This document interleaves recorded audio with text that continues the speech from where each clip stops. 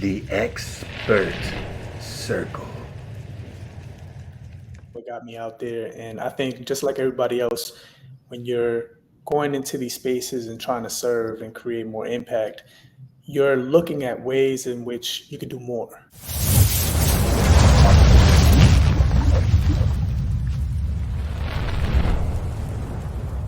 You couldn't be in any better place than right here with us, the NAMCA podcast, and also powered by Top Speakers Bureau, where we're about to have an amazing conversation with restorative power speaker and curriculum consultant, Carlos Malave. Come on, Carlos, how you doing? Round of applause. How you doing today? I'm doing great, man. Thank you for having me, man. Awesome. Always great to have you. And I just want to hop right into it because obviously a member of Top Speakers Bureau, but beyond that, before that happened, you have been helping people build careers by developing and selling curriculum to those who need it. And for the last few years, becoming more of a well-known speaker in restorative power. So where do you want to start? Want to start on speaking or the curriculum? What angle are we taking right now? What do you want?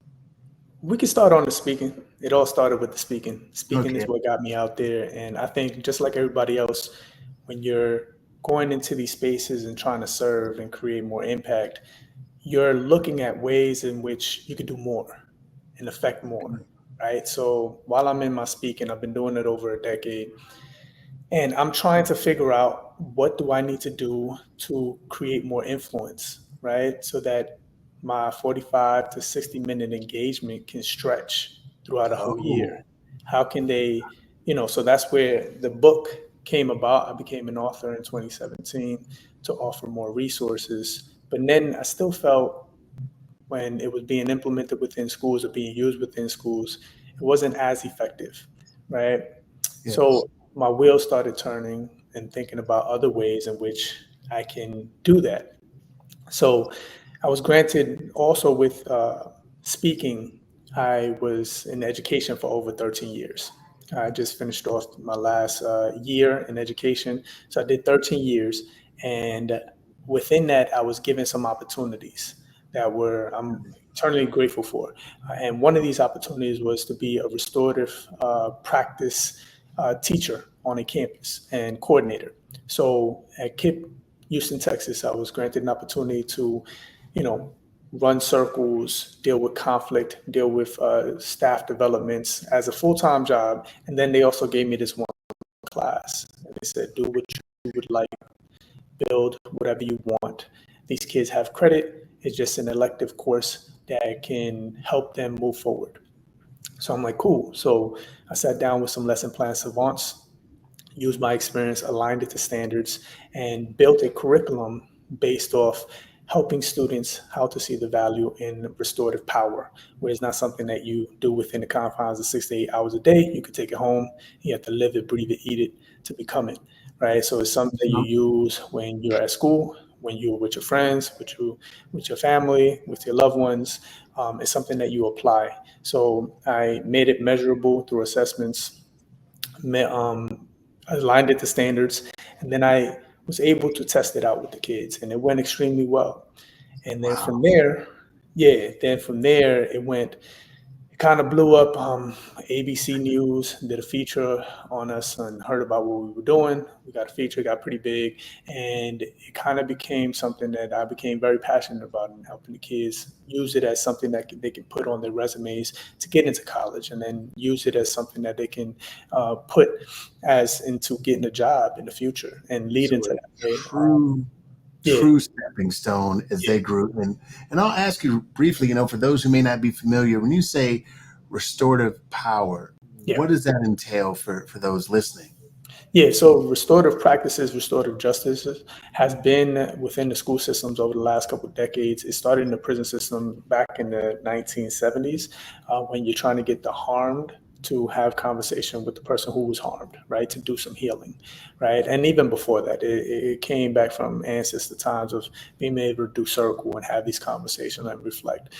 But implementing it into the school systems to put a pause or help stop the school to prison pipeline, right? And there's so many different programs that are out there. And not all, to be honest, have been a success. So I kind of created something that needed to be done holistically as a person. So it's not something that you do within the confines of The 6 to 8 hours a day. whole person, Right? the whole person. You say, yeah, holistically, and I got to be honest, from it's not something that most people take on or have a true passion for it like you have. What inspired this? Obviously your speaking career, but the curriculum around it to really bring peace and wholeness to those who engage with it. Well, I grew up in a bilingual household, right, where two words can look completely different but mean the same thing. So I had to learn how to translate very early in my life, right? And one thing that I translated was the dance. Everybody in my family could dance, bachata, merengue, salsa. They could dance so well that they learned to dance circles around each other, and nobody learned how to be direct. Right. So for me, intentionally, my whole life was surrounding myself around people that were truth tellers and people that can tell me what I need to hear, not necessarily what I want to hear. And I identified that very soon. By no means am I perfect, and I was aware of that, and I knew I had to grow. So my intention was to continue to grow, and I need to surround myself around people that will give it to me straight and tell me the truth, right? Because I Yes. knew that's what was harming people around me and my family and my friends. People not being direct caused more damage, right? Because you're trying to be aware of their feelings, right? In the Mhm. moment, that you end up doing more damage because they don't really know how you truly feel. So Whew, with okay. that, yeah, go ahead. No, that's really powerful. You say, people who don't communicate communicate directly Mhm. cause more damage. In their mind, they may think that they're helping and not realizing that they're being passive, but it's really causing damage. Go ahead. My apologies. Absolutely. So, like, I grew up in that. So, for me, restorative practices, I actually was voluntold to speak about it at a conference back in, I think, 2014, 2015. And that's where Kip found me, right? I spoke at a conference and they said, hey, it's a restorative practice conference. A lot of what you do already is very similar to the work and what you talk about with the kids.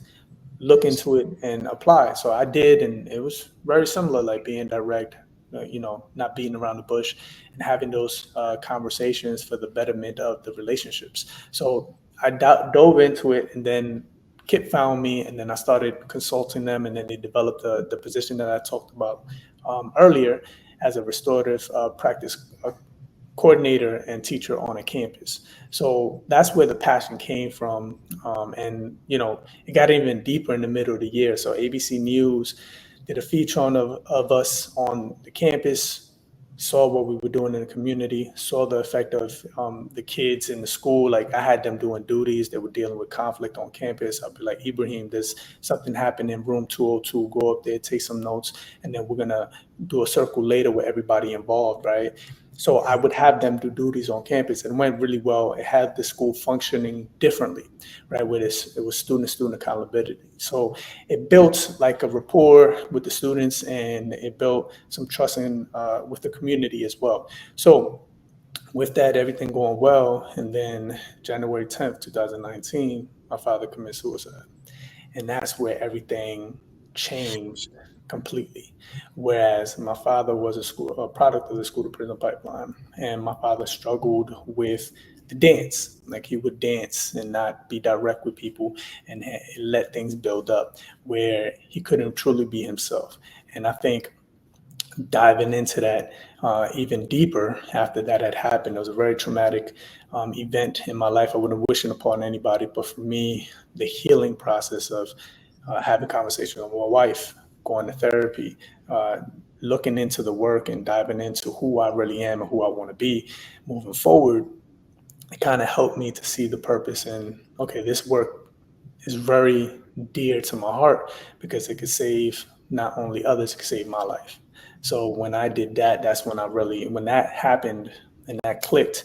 So, okay, I have something. Let me try to, in honor of my father, help others. And like when I'm doing the work, I see a kid that may have been in the situation my father was in, where he didn't have spaces to be vulnerable. He wasn't granted the opportunity to, develop the skills to deal with conflict and conversations, right? And so when I'm doing the work, I'm thinking about that most of the time. So that's where, it all happened for me. And that's why I'm so passionate about it. It's not coming from something I read in a book or something I saw on TV or thought was cool. It's something that is You something live. that my life. I lived it. Yeah. And as you often discuss being a practitioner, you've been in schools, and then actually being able to work the thing, practice it, and Mhm. develop it with other students and staff members all over the world. Yeah. So when you speak at colleges, what is something you believe they leave with most after spending time with you at schools? What's something that they leave with that they feel most impacted by, or let's say favorite takeaways that they share with you from having an experience? I think it's just the power of vulnerability, like flipping it on its head. I'm a huge storyteller, but I'm an educator at heart. So I learned very quickly being inside the school buildings. The best teachers, the most mastered teachers talk less, they facilitate. And I take that into my speaking. Whereas the idea, the concept is we learn by doing, right? So I'm going to inspire something in you through storytelling, and then I'm going to give you activities to put it together and connect the dots so that it can be, aha, I get it now, right? Whether the story was too off or too far away from your experience, but the activity will connect it in a way where you'll be able to relate to it in some way because you'll be communicating with others that it may have hit home for them, right? So the Yes. engagement is very true when I speak at colleges. So the main thing that people come up to me is like, wow, like I've had so many people come up to me and be like, damn, like something happened with my mom, or I'm having trouble talking to my sister, and this was very helpful. I needed this because we don't get time to process. We just keep dancing, we keep going, and we don't, the music, especially in the Latino culture, like it could be a sad song, happy song, hype song, and there's no pause. We just keep moving to the beat. And we keep going. And that's exactly what I saw. And I translated as a little kid. It's like, wait, that song is talking about like sadness, then it goes into happiness, but everybody just keeps moving. And that's the same way we're dealing with these conflicts in our situations, right? We have to be able to take those pauses, process, have that direct conversation, and then move forward, right? It's not about stopping dancing. It's about Yeah. having that time to process so you can master the dancing. Well, and when and I'll connect actually the speaking and curriculum, because there's some folks that want to, how do you make an activity out of these things? Yeah. And you often give a great example about, behavior, and it's not bullying, but how people are treated at home, and the example of, all right, this is how you can use it for kindergarten, and Yeah. this is how you can use it in high school. I'm sure you know what I'm talking Yeah. about. Yeah. Yeah. I know you're talking about. For those listening, sorry, apologies for my lack of better words, but map this out for those who are watching, like, what does that mean, or how could I help folks connect the dots, as well as you do? Yeah. So, for example, and I'll go into it. I've taught along with that position that I had at Kip Houston High School, I've been granted other positions to teach at the middle school level and the elementary level and implement my curriculum. So I was given a full range of opportunities to continue to grow and understand what that looks like. So, for example, if we go over toxicity, right, Here we as a go. topic, Okay. if we're Yes. going into, I'll do it from elementary, and then I'll show you like a middle school / high school type class. So Okay. if the word of the day is toxicity, right? So as the kids walk in, on the board, I will have the word toxic, and as they're sitting down, like, does anybody know what the word toxic mean?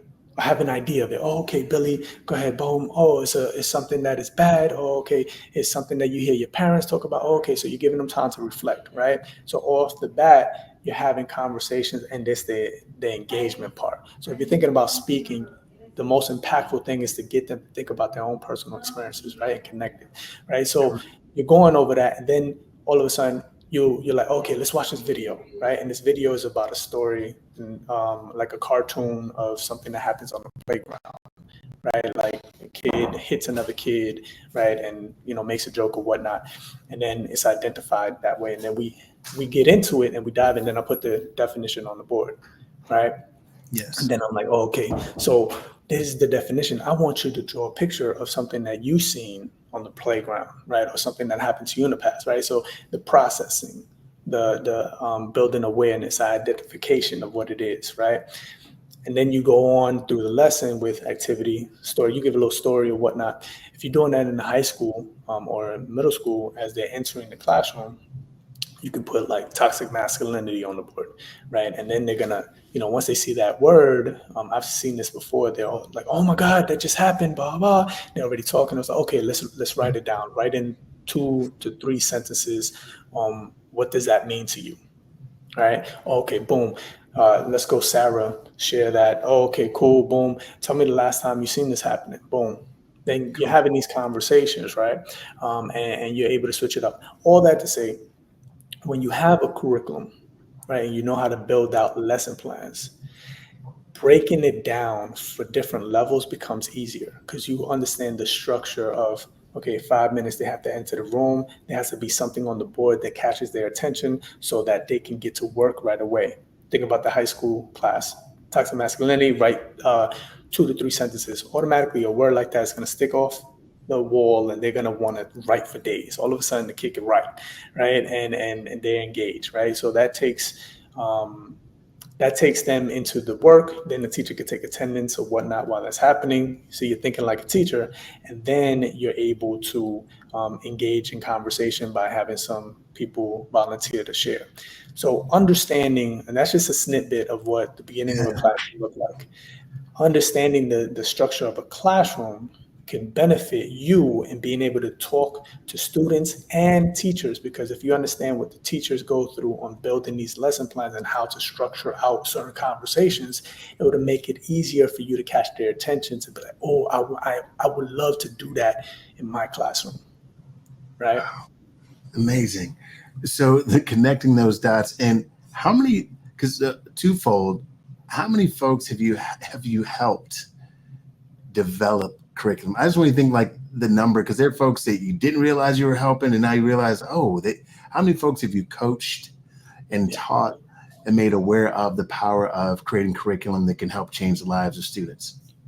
Well, I've honestly lost count. I got to get back into it, but I think it's about close to 50 to 60 clients that I've had over the last 3 or 4 years. Yeah. And the mission of the curriculum translation program, where I coach clients on learning how to build lesson plans, unit plans, curriculum outline, pitching, putting them in front of administrators and former alumni cohorts to come in and talk to them and give them game. The mission is to help 2019 clients become financially free and able and capable to do good work. So that is the mission of the program. And obviously 2019 is a number that is dear to my heart because that's the year my father left. And that's where everything switched. So when it comes to 2019, that is my mission, to hit that many clients to support. Right now, I'm only scratching the surface. I've only helped and supported about 50 to 70 clients so far, but I know for a fact there has been success. I've had clients that have sold from $30,000 to $40,000 to $100,000 to $320,000 deals, and this is within nonprofit, schools, corporate. Like, I've worked with several different types of clients and been able to help them, make that goal of theirs to, become financially free and then focus on doing the good work that they actually want to do. From what I understand, you've helped people, like you said, become financially free, quit their full-time jobs, and develop and really pursue, the goal and dream of changing lives at schools and communities through curriculum that you've helped them create. Yeah. That's amazing. So I'll ask you this, it's tough, I'm sure, but, speaking, helping curriculum, what do you enjoy most? What do you enjoy most? I think the biggest thing for me, ever since my father passed, was one word: alignment. it's all aligning everything.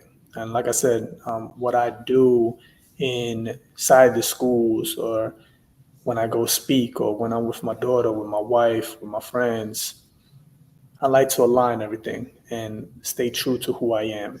So not be afraid to go there in those conversations, not be afraid to, you know, um, bring things up and get to the root cause of things, right? So when I say, and I honestly mean this, I enjoy it all because it's all doing the same work, if that makes sense. Because I haven't veered off of, oh, I need to make more money. I need to create as many things. No, everything that I'm doing aligns to each other. So when I'm speaking to kindergarten kids, it's around the same concepts that I deal with kids in college. Or when I'm dealing with corporate, it's around the same lines of what I've been able to learn and grow from, and help people understand that through activity and giving them resources. So, and when I'm helping clients build their own program, it comes from when I was developing and being a speaker and developing my own curriculum, finding that mission within my father's situation to, you know, in honor of him, to build something. So I try to get to the what people are trying to honor and trying to build off of, and get them to use that as fuel to build their own. So it's all connected. Honestly, everything is connected. I enjoy doing all of it because I, I really truly believe that it's the work that I was meant to do, and my father would be very proud. I believe so too. Last few questions, then I'll let you go. For the school or the company that finds Carlos Malave and goes, "Hey, I'm thinking about booking him. I want to bring him in." Why Carlos? If someone asked someone else, or someone asked and wanted to know why book Carlos, what would you say? What would you want them to be saying about you? Why Carlos Malave? I think if you want something genuine and something that's going to not only influence for the moment, but can something that can be brought in to continue the work throughout the years as you're trying to build towards something, then I'm the person for you. I really dig deep into, and there's no one size fits all. Like I look at each company, I do my research, whether it's a school, it's a company or whatnot, and I figure out ways in which to offer more. Like I said, when I was a speaker, I was trying to figure out how I could be more useful, how I could be more impactful, how can I offer more. So that is what you're getting from me. I'm the guy that, if I'm going to speak at a school, it's a whole day event for me because I have to be a part of the community, got to get a feel. And sometimes I got to, you know, scratch what I was going to speak about because this community ain't going to read to that, ain't going to feed to that. So I'm going to like give them what is needed. So going with me is someone that's going to read the room, someone that's going to give what's needed, and someone that's going to continue to work and build those relationships. Like I said, my father wasn't able to build those organic relationships and sustain them. My whole mission is not only with my personal life, with my business relationships, is to build relationships with them, to continue doing the work with them and get to know them personally and in a genuine standpoint. And thank you. And for those of y'all watching, I absolutely also want you to know, or listening, wherever you end up coming across this, Carlos has been from the United States all the way to helping those in Abu Dhabi arrive at better student, staff, and employee relationships and power. And before we get out of here, I want to ask you also this last thing, and that's, what are you most proud of? It might take a second to think about, but and even if it's unapologetically, share this. But what do maybe it's a couple things. What do you feel like you're most proud of? And maybe it's personally, professionally, or a combination, or both. What I'm most proud of, honestly, just came back from, did a couple trips, as you know. I went to Mhm. Japan for my daughter's birthday. Then we went to Puerto Rico for Father's Day and my birthday. And I got to visit my father's tombstone. And I brought my daughter out there for the first time. She's 10 now. And on Father's Day, I didn't expect it. I went to go visit my dad, spent the day with my girls. And then at the end of the day, she she gave me a card, and she told me, you know, your dad would be very proud of the father you are today.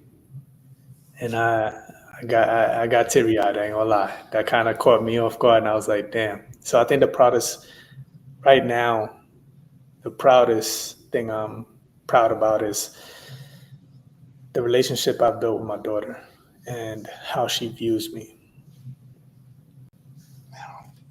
And thank you for your transparency. Thank you for, just your expertise, and not just being good at what you do as a speaker and as a curriculum coach and someone who helps people free themselves from their lives into better lives, but loving it, being ultimately committed to it, and continuing to improve yourself in the craft. Any last words or thoughts for anyone who comes across as Carlos? Anything? Yeah, I believe we're all on a mission to be better, and I think I'm on the same. I'm not a finished product. None of us are, and just like you're looking to get better, I'm looking to get better and invest in the process and all that. So I'm there with you. So I think in working with me, I'll be excited to meet you where you're at and grow with you. So I think that's the best thing I could say when it comes to doing business with people, is really getting to know the people that I'm working with and build together. I think a lot of people lose that. That's the most important part. I appreciate you so very much. And those of you all are really in or have been in for this treat and continue to watch this and rewatch this for what you might pick up. And if you are someone looking for a speaker, look no further, especially in the restorative power space and creating those boundaries. Look no further than Carlos Malave. For those of you all who are like, hey, this curriculum, I want to know more, then you should absolutely be reaching out to Carlos. All of his contact information, obviously, is in NAMCA Web, but will also be in the comments or wherever you come across this video. So make sure you stay connected. Carlos, thank you. I know we'll continue to stay connected and grow and rise from here on out, de aquí en adelante, what they might say in Spanish for always. So thank you very much, Carlos. See you in just a moment. Appreciate you, man. Anytime. Thank you all very much for being here for this amazing podcast episode. Continue to go and grow. And I want you all to remember, beyond anything else, that you're good, you're great, you're worth it. And beyond that, effort on fire beats knowledge on ice. Peace.